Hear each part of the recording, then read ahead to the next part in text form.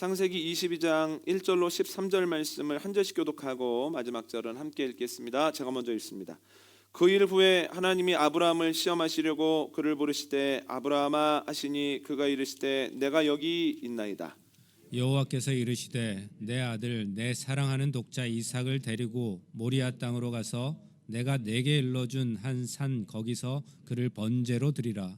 아브라함이 아침에 일찍 일어나 나귀 한 장을 지우고 두 종과 그의 아들 이삭을 데리고 번제에 쓸 나무를 쪼개어 가지고 떠나 하나님이 자기에게 일러주신 곳으로 가더니 제3일에 아브라함이 눈을 들어 그곳을 멀리 바라본지라. 이 아브라함이 종들에게 이르되 너희는 나귀와 함께 여기서 기다리라. 내가 아이와 함께 저기 가서 예배하고 우리가 너희에게로 돌아오리라 하고 아브라함이 이에 번제 나무를 가져다가 그의 아들 이삭에게 지우고 자기는 불과 칼을 손에 들고 두 사람이 동행하더니 이삭이 그 아버지 아브라함에게 말하여 이르되 내 아버지여 하니 그가 이르되 내 아들아 내가 여기 있노라. 이삭이 이르되 불과 나무는 있거니와 번제할 어린 양은 어디 있나이까.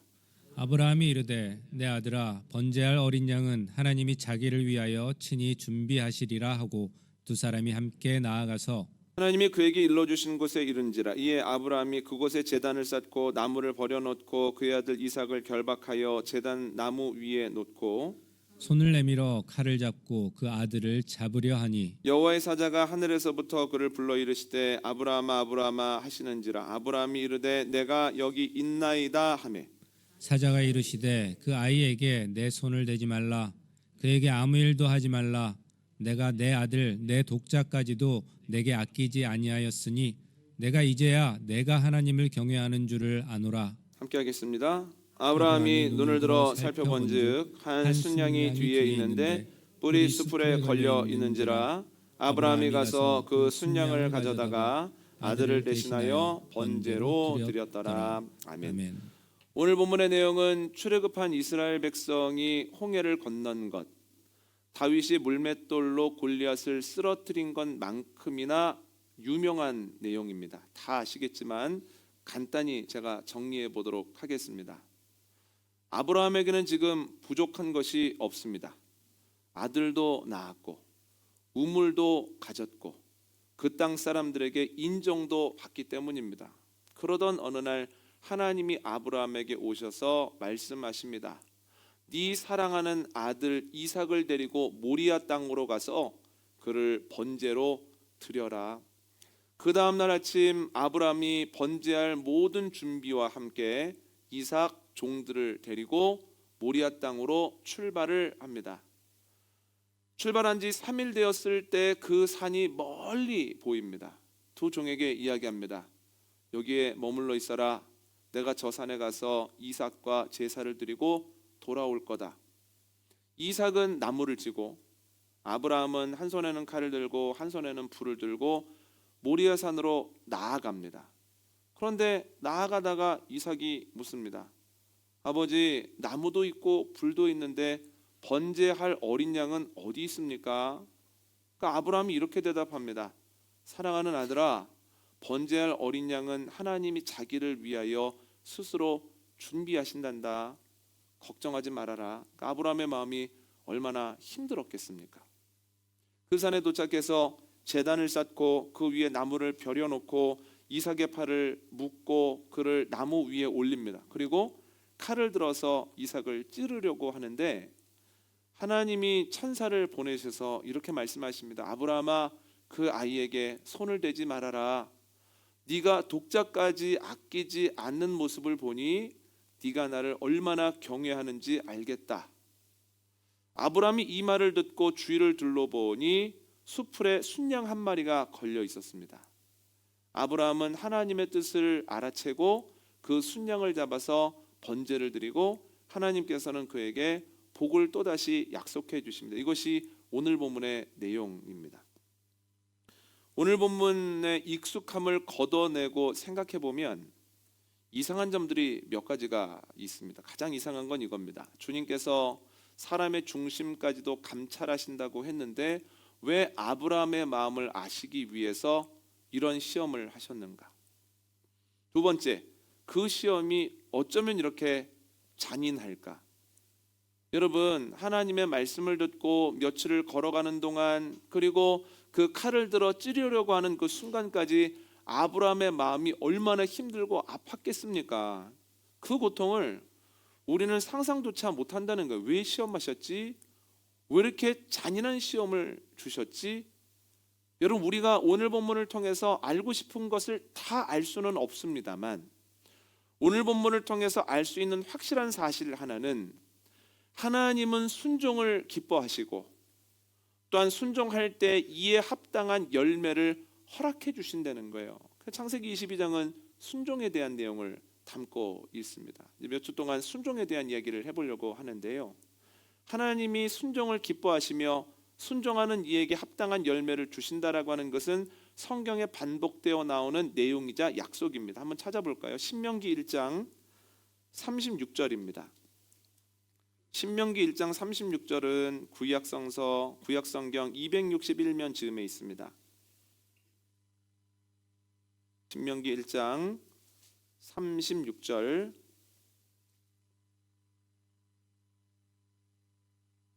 함께 읽습니다. 시작.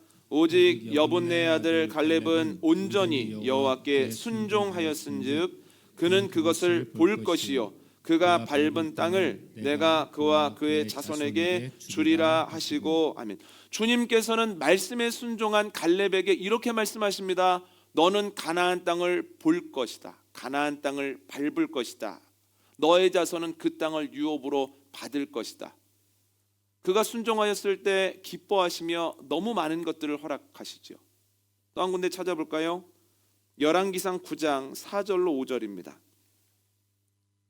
열왕기상 9장 4절로 5절입니다. 구약성서 528면 즈음에 있습니다. 구약성경 528면 즈음에 있는 열왕기상 9장 4절로 5절을 저희가 함께 읽도록 하겠습니다. 함께 읽습니다. 시작. 내가 만일 내 아버지 다윗이 행함같이 마음을 온전히 하고 바르게 하여 내 앞에서 행하며 내가 내게 명령한 대로 온갖 일에 순종하여 내 법도와 율례를 지키면 내가 내 아버지 다윗에게 말하기를 이스라엘의 왕위에 오를 사람이 내게서 끊어지지 아니하리라 한 대로 내 이스라엘의 왕위를 영원히 견고하게 하려니와. 아멘. 주님께서 솔로몬에게 말씀하십니다. 네가 네 아버지 다윗과 같이 내 명령에 순종하면 내가 네 아버지와 맺었던 그 언약들, 약속들이 계속해서 유효할 거다. 네 왕국이 견고하게 설 것이다. 주님께서 순종하는 이들에게 주실 복을 약속하시죠. 그런데 반대로 순종하지 않으면 하나님께서는 마음 아파하시고 이에 대한 책임을 반드시 물으신다는 거예요. 사사기 2장 한번 볼까요? 사사기 2장 20절로 21절입니다. 구약성경 363면 즈음에 사사기 2장이 있습니다. 사사기 2장 20절로 21절 말씀 함께 읽습니다. 시작.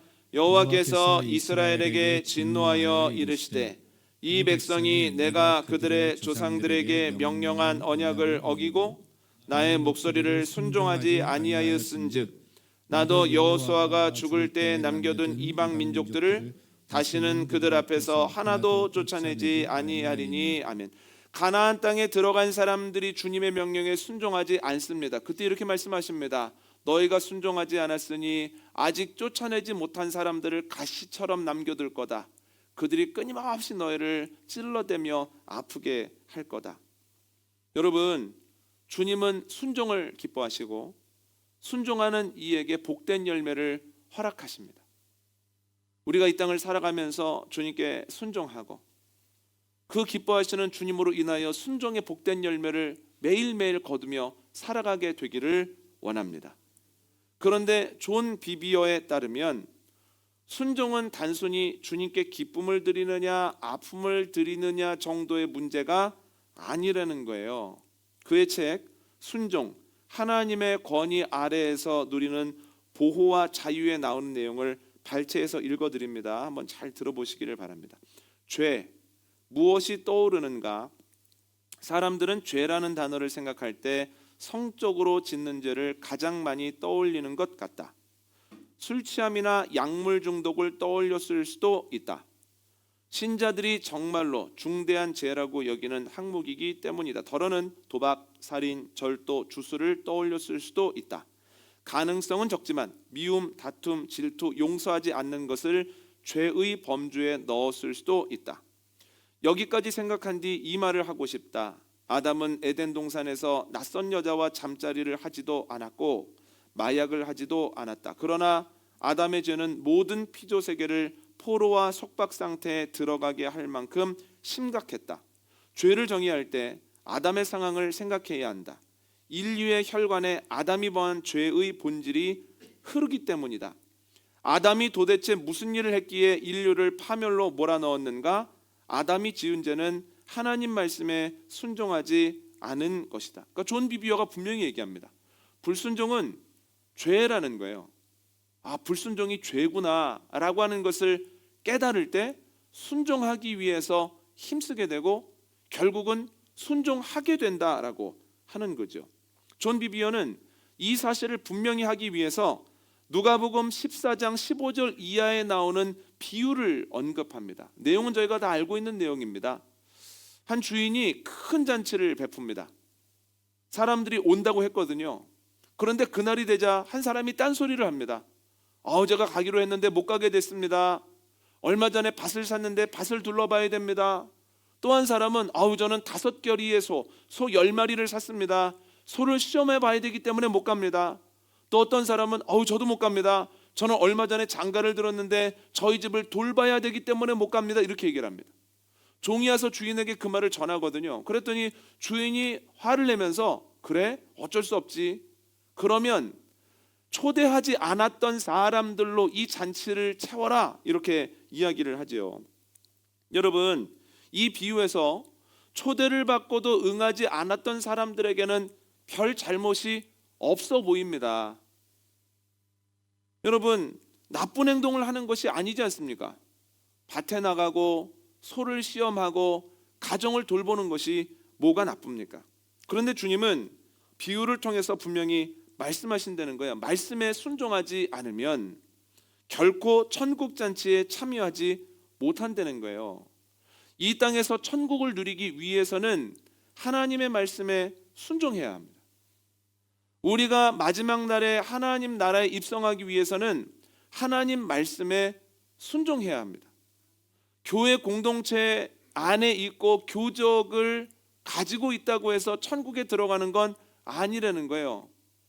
교적은 가지고 있었으나 예배에 참여도 했으나 직분도 가지고 있었으나 사람들은 알아줬으나 그러나 순종하지 않으면 잔치에 들어갈 뻔하다가 저는 땅을 사서 저는 소를 시험해야 돼서 저는 가정을 돌보느라 하면서 잔치에 참여하지 못한 이들과 같이 들어갈 뻔했으나 들어가지 못하는 사람들이 된다라고 하는 거죠.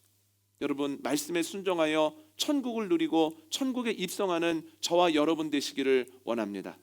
이 교회 안에 낙오자가 없기를 원합니다. 그래서 오늘은 불순종에 대해서 좀 생각을 해보려고 하는데요. 불순종의 대표적인 사례 3개를 한번 생각해 보려고 합니다. 첫 번째는 뭐냐면 말씀을 받으려고 하지 않는 거예요. 마태복음 11장 한번 볼까요? 마태복음 11장 16절로 19절입니다.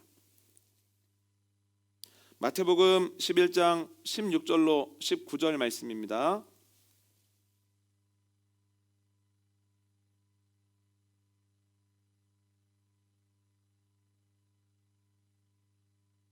함께 읽습니다. 시작. 이 세대를 무엇으로 비유할까? 비유하건대 아이들이 장터에 앉아 제 동물을 불러 이르되 우리가 너희를 향하여 피리를 불어도 너희가 춤추지 않고 우리가 슬피 울어도 너희가 가슴을 치지 아니하였다함과 같도다. 요한이 와서 먹지도 않고 마시지도 아니하매 그들이 말하기를 귀신이 들렸다 하더니 인자는 와서 먹고 마심에 말하기를 보라 먹기를 탐하고 포도주를 즐기는 사람이요 세리와 죄인의 친구로다 하니 지혜는 그 행한 일로 인하여 옳다함을 얻느니라. 아멘. 예수님이 제자들에게 한탄하시며 말씀하십니다. 이 세대를 비유하자면 장터에 앉아서 아무리 동물을 향해 피리를 불어도 춤추지 않고 아무리 애곡하여도 가슴을 치지 않는 참 이상한 아이와 같다. 그러니까 자극을 주면 반응이 나와야 되는데 아무리 자극을 줘도 반응하지 않는 사람들과 똑같다는 거예요. 그런데 예수님이 이런 말씀을 하실 만합니다. 성경을 보면 예수님이 어떻게 전해도 사람들이 안 들으려고 합니다. 말씀을 하시면 어렵다고 합니다. 그래서 비유로 말씀하시면 뭘 보여달라고 합니다. 표적을 보여주시면 더 큰 거, 딴 거 보여달라고 합니다. 딴 거 보여주시면 표적 안에 있는 주님의 음성을 듣기보다는 표적에 만족합니다. 그러니까 주님 뭐라고 말씀하십니까? 내가 너에게 보여줄 표적은 이제 요나의 표적밖에는 안 남았어. 무덤에 3일 동안 들어갔다가 나오는 십자가의 표적밖에는 안 남았어 라고 얘기하실 만큼 어떤 방법으로 이야기해도 안 들으려고 한다는 거예요. 또 하나는 누가 전해도 안 들으려고 합니다. 세례 요한이 와서 금욕 생활을 하면서 전할 때에는 저 사람 너무 이상하지 않아? 귀신 들린 거 아니야? 하면서 안 받아들이고, 예수님이 삶의 자리에 가셔서 그들과 생활하시며 전할 때에는 우리랑 다른 게 없지 않아? 먹보여 술꾼 아니요? 하면서 예수님의 말씀을 받아들이려고 하지 않는다는 거예요. 여러분, 그들에게는 애초에 말씀을 받아들일 생각이 없었습니다. 그냥 자기 마음대로 하면서 살고 싶은 거죠. 여러분, 이러한 실수를 우리도 하는 것은 아닌지를 한번 점검해 봐야 됩니다. 말씀을 받아들일 마음이 없으면 이런저런 이유로 모른다고 합니다. 저는 교회 다닌 지 얼마 안 돼서 몰라요. 이렇게 얘기를 합니다. 그런데 가만히 생각해 보면 교회 다닌 지 3년, 5년, 10년, 20년 가까이 된 분도 얼마 안 돼서 모른다는 거예요. 권사님과 장로님 같이 오래 믿은 분들은 또 원래 본인은 몰랐다는 거예요. 그런데 이제는 물어보기도 쑥스러워서 못 물어본다는 거예요. 얼마 안 돼서 모르고 너무 오래돼서 묻지도 못하고 그래서 모른다고 얘기를 하죠. 여러분, 그런데 이제는 모른다고 말할 수 없는 시대가 됐습니다. 목회자가 넘쳐납니다. 여러분, 저희 교회만 해도 목회자가 풍성합니다. 홈페이지를 보시면 알겠지만 집중적으로 사역하는 목사들만 3명입니다. 그리고 경력을 보시면 알겠지만 정규적인 교육을 열심히 받은 목회자들입니다. 2주 외국에 갔다 왔는데 갑자기 목사님이 돼서 오셨거나 아니면 6개월 잠시 고시원에 들어갔다가 이제부터 목사로 불러주십시오, 이런 분 없습니다. 이 말은 무엇인가를 물어보면 기본적이고 건강한 답변을 해줄 수 있는 목회자들을 계속 만날 수 있다라고 하는 거예요. 거기에 책도 있고 인터넷도 있고, 지지난주 토요일에 말씀드렸던 것처럼 짧은 문장이나 단어 2-3개만 가지고 질문을 해도 인공지능이 대답을 해주는데 그 수준이 참으로 놀랍습니다. 2021년까지 인터넷에 올라있는 유명한 목사님들의 설교를 인공지능이 조합해서 꽤 훌륭하고 그럴듯한 대답을 우리에게 들려주기 때문입니다. 그러므로 이 시대에 모릅니다, 모르겠어요 라고 하는 것은 들을 마음이 없었다는 거고 극도로 무관심했다라고 하는 뜻밖에는 안 된다라고 하는 거예요. 그러니까 주님 앞에서 핑계댈 거리가 사라지죠. 또한 들을 마음이 없었을 때는 이런저런 이유로 못한다고 합니다. 신앙의 연조가 얼마 안 된 분들 혹은 중간에 믿기 시작한 분들은 나는 초보기 때문에 못한다라고 하시고, 태어나면서부터 신앙을 가지고 있는 분들은 이런 농담 많이 하시잖아요. 저는 모태신앙이라 못한다고, 그래서 모태신앙이라고. 이거는 굉장히 부끄러운 이야기입니다. 그럼 중간에 믿어서 못하고 모태신앙이라 못하면 누가 주님의 일을 할 수 있는 겁니까? 못하는 것은 능력이 없어서가 아니라 마음이 없기 때문이라는 거예요. 여러분, 듣고자 하는 마음, 들어서 알고자 하는 마음이 없으면 어떤 상황에 있든지 알지도 못하고 하지도 못하는 신앙생활을 계속해서 해나간다라고 하는 거예요. 의존적인 신앙을 하게 된다는 거예요. 힘들 때 말씀부터 놓고 교회부터 놔버린다라고 하는 거죠. 여러분, 듣고자 하는 마음을 가지게 되어지고 열심히 주님 앞에 나아가는 저와 여러분이 순종까지 나아가게 되어지기를 원합니다. 두 번째로 불순종은 말씀을 듣고도 행치 않는 겁니다. 어제 새벽에 나누었던 매일 성경 본문에는 우리가 불순종이라고 생각하는 행동의 전형이 나옵니다. 마태복음 19장 16절에서 한 사람이 예수님께 나와 묻습니다. 라삐여, 무슨 선한 일을 하여야 영생을 얻으리까? 그랬더니 예수님께서 왜 나한테 선하다고 하느냐? 선한 분은 하나님 한 분뿐이시다. 네가 생명을 얻으려면 선하신 하나님께서 너에게 주신 계명들을 다 지켜야 된다, 이렇게 말씀하십니다. 그러면 주님이 주신 계명이 무엇입니까? 주님께서 부모를 공경하라 라고 하는 계명 5계명부터 9계명까지 말씀을 하시면서 내 이웃을 내 몸과 같이 사랑하라고 말씀하시죠. 그랬더니 저 다 지켰습니다, 이렇게 얘기합니다. 그러더니 예수님께서 그럼 됐다, 하나 남았다. 네 소유를 팔아 가난한 사람들에게 나눠줘라. 그러면 하늘의 보화가 너에게 임할 것이다. 그리고 와서 나를 따라라. 그랬더니 재물이 많았던 청년은 근심하면서 떠나갔다라고 하는 거예요. 그랬더니 예수님께서 제자들에게 청년의 행동에 대해서 평가하시기를 낙타가 바늘기 들어가는 것보다 부자가 천국 들어가는 게 훨씬 어려운 일이다, 이렇게 말씀합니다. 불가능한 일이라는 거예요.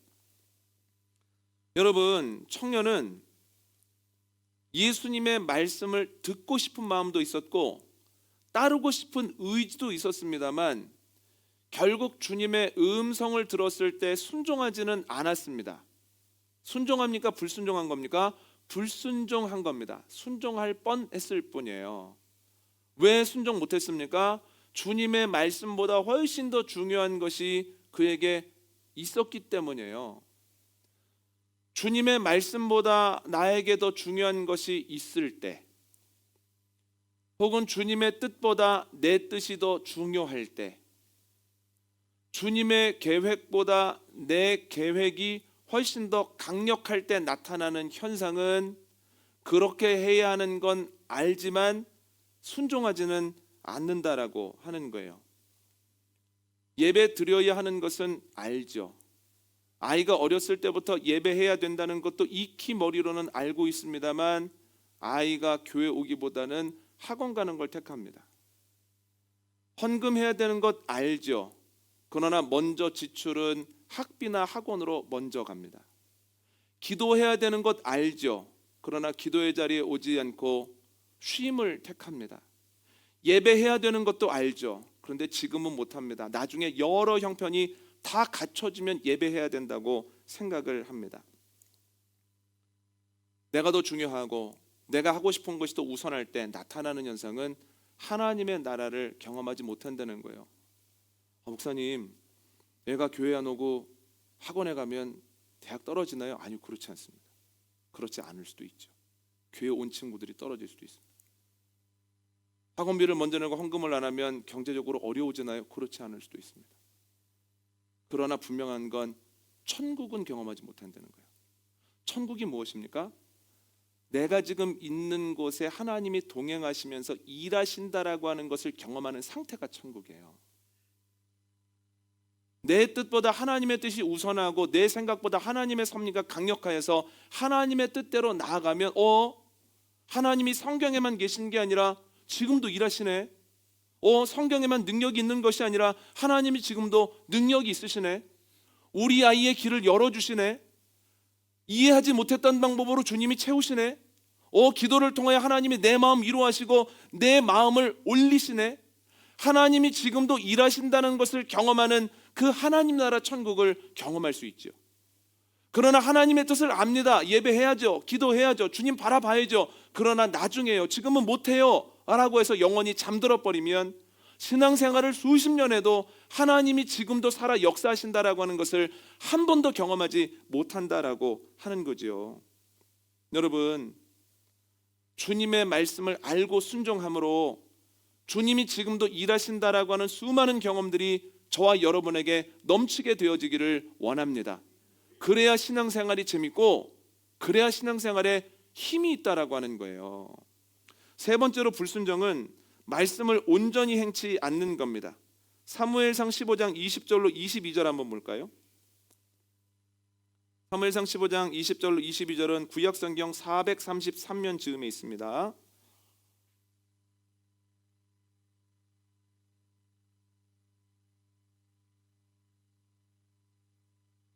사무엘상 15장 20절로 22절입니다. 함께 읽습니다. 시작.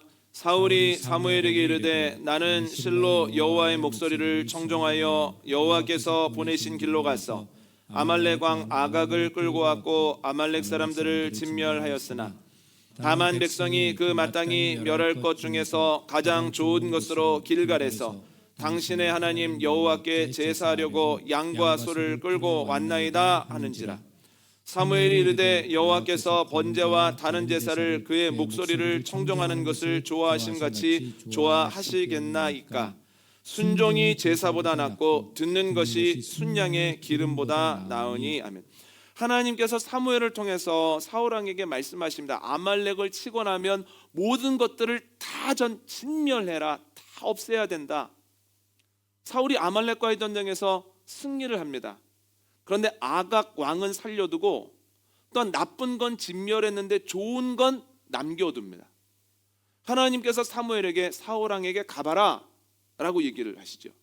사무엘이 갔는데 사울이 사무엘에게 이렇게 인사합니다. 주님의 복이 충만하기를 원합니다. 저는 하나님이 명하신 것을 그대로 다 행했습니다. 여러분, 사울이 거짓말하는 게 아니에요.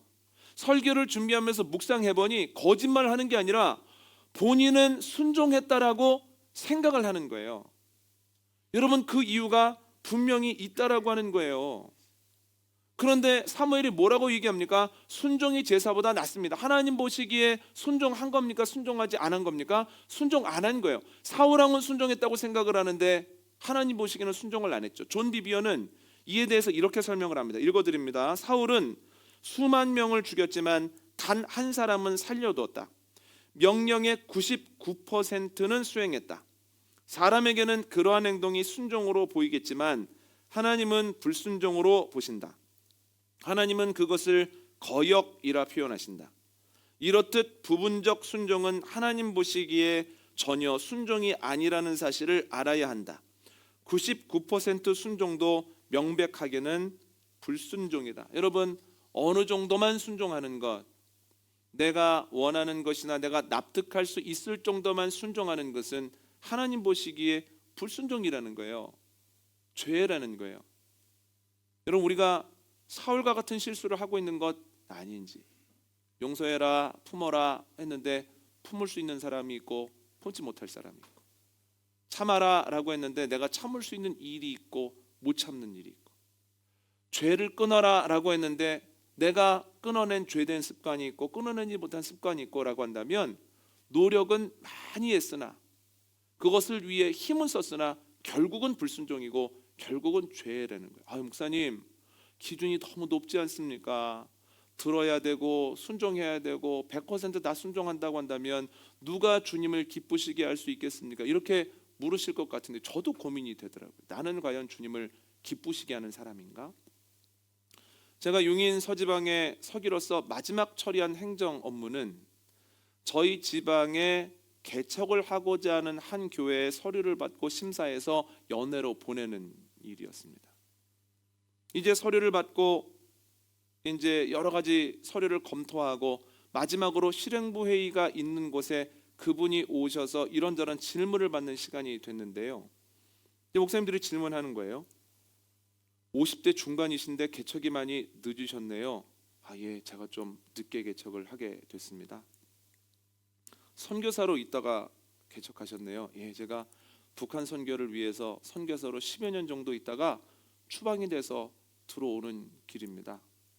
그렇군요. 그런데 개척을 하면서 한 달에 200만 원 정도 되는 월세를 감당할 수 있겠습니까?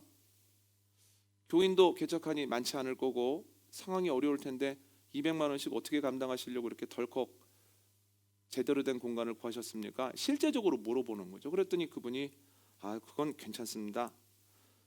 개종하기 전에 벌어놓은 돈이 있어서 뭐 걱정 안 합니다 이러는 거예요. 근데 보통 개척하기 전에 뭐 이렇게 얘기를 하셔야 되잖아요. 아니면 신학을 전공하기 전에 이렇게 되는데 개종하기 전에 저도 개종이라는 단어가 걸리는 거예요. 개종이 뭐야? 스님이셨나? 두상을 살피는 거죠, 이렇게. 그런데 저만 그런 질문을 갖고 있었던 게 아닌 것 같아요.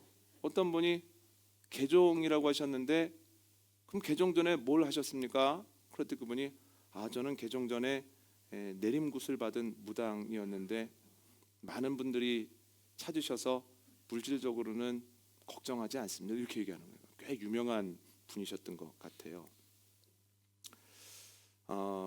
그때부터 이제 회원들이 적지 않은 질문을 하고 결국 이렇게 통과를 해서 개척을 했습니다. 그러니까 지지난주 토요일 날 개척 감사 예배가 있었습니다. 저도 이제 마지막으로 처리한 일이니 바쁜데 토요일 날 갔습니다. 그리고 이틀 지나서 월요일 날 교역자 회의가 있었습니다. 거기에서 이제 개척을 했노라고 교역자들에게 인사를 하는데 이렇게 얘기를 하시는 거예요. 예전에는 교회와 무관한 삶을 살았고 예수님을 믿은 이후에는 대부분 선교사로 있었기 때문에 아무것도 모릅니다. 많이 가르쳐 주십시오. 저는 알면 합니다. 많이 가르쳐 주십시오. 그리고 딱 들어가시는 거예요. 그런데 정말 아무것도 모르시는 거예요. 저한테 꽤 많이 전화가 옵니다. 목사님, 그 외 서류 띄워주는 거 있잖아요. 헌금하신 분들한테 그거 어떻게 해야 됩니까? 이러이러한 서류가 필요합니다. 그래요. 이 서류는 어떻게 만드는 겁니까? 이렇게 하는 겁니다. 또 전화가 와요. 이 서류는 어디 가서 만드는 건가요? 여기 가서 이렇게 만드시면 됩니다. 저녁에 또 카톡이 옵니다. 목사님, 가봤더니 안 된다는데 뭐가 미진한 겁니까? 전화도 오고 카톡도 오고 계속해서 오거든요. 그럼 저는 그분에 대해서 이렇게 이야기하면 가장 간단하죠. 목사님, 이제 저에게 문의하시면 안 되고 새로 선출된 서기한테 말씀하시고요. 그리고 이 업무는 엄격히 말하면 서기에게 물어볼 업무는 아닙니다. 그러니까 목사님 친한 분한테 물어보시죠. 이렇게 얘기를 해도 되는데 그렇게 하지 않습니다. 분주할 때 전화가 오거나 카톡이 와서 응대를 하려면 아무래도 흐름이 끊기기 마련이거든요. 그럼에도 불구하고 제가 그렇게 하는 이유는 그분이 듣고자 하는 마음을 갖고 있기 때문입니다. 들어야지, 알아야지, 그리고 들은 것을 가지고 해보려고 노력하고 안 되면 또 물어보고 또 해봅니다. 그 모습을 보면서 아하, 저분에게는 이 시간을 들여도 전혀 아깝지 않다, 가치 있는 시간이다라는 생각이 저에게 있는 거예요. 설교를 준비하는데 그분 생각이 났습니다. 아하, 주님께서 온전함을 바라시겠는가?